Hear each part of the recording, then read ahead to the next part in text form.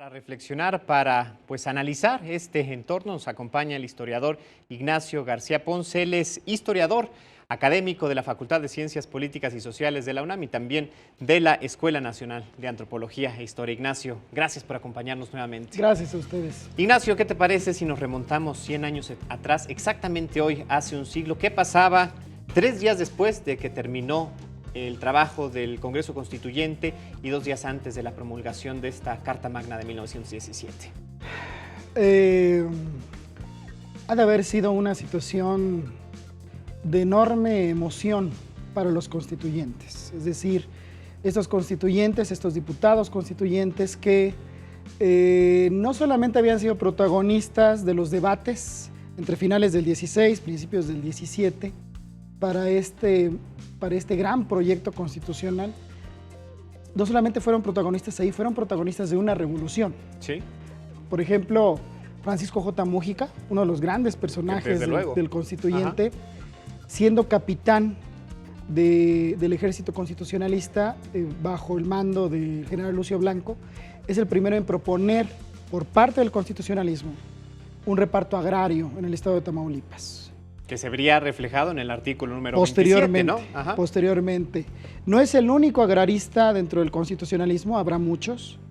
Y años después de este intento de reparto agrario, en medio de la lucha armada, pues a poco de promulgarse la Constitución, ha de haber sido un momento muy importante.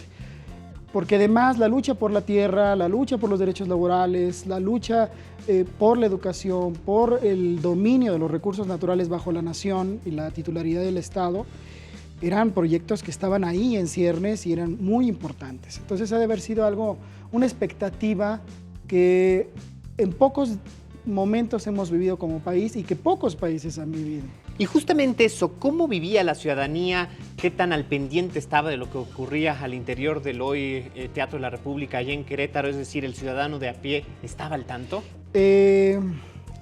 La revolución no, fue un momento, el periodo armado, uh-huh, hasta el año del 16, 15, 16, fueron años muy difíciles para la sociedad mexicana. No solamente padeciendo la lucha armada, sino las consecuencias sociales y a veces cotidianas de eso. En ese sentido, yo creo que la sociedad estaba tranquila en el sentido de que ya no había balazos, ya no había violencia. Y había la expectativa quizás, más bien no quizás, había una expectativa de que el país pudiera tomar rumbo. Y eso es lo importante. Los constituyentes sabían, el presidente Carranza sabía que lo que el país necesitaba en ese momento era rumbo, y no un rumbo coyuntural o de corto plazo, un rumbo para el siglo XX en ese momento. Entonces, la sociedad sí percibía esto, pero bueno, la sociedad seguía en su vida cotidiana. El acto solemne de conmemoración del 5 de febrero no es seguido porque además estamos en otra época, claro, de medios de comunicación. Sí. Pero la gente sí pudo informarse porque al final del día sí fue un acto seguido por la prensa. Pallavicini, por ejemplo, con sus crónicas, ¿no?, extraordinarias, y también pues, la información. Con sus crónicas y con los debates que sí se siguieron por la prensa. Ajá. Es decir, la sociedad que podía leer, que podía acercarse a la prensa del momento, sí pudo saber de los debates muy intensos. Podríamos citar tan solo el debate en torno al artículo 3 uh-huh, de la educación, en donde Pallavicini y Múgica protagonizan debates realmente fuertes, punzantes, pero debates que al final sí derivan en un articulado, en este caso el artículo 3, para garantizar un derecho. A 100 años pareciera que no es, que es cualquier cosa hablar de educación, por ejemplo, lo damos por hecho al día de hoy. Pero estamos hablando del México de 1917, en donde la aplastante mayoría del país era analfabeta. Sí. Y entonces garantizar la educación por parte del Estado era fundamental.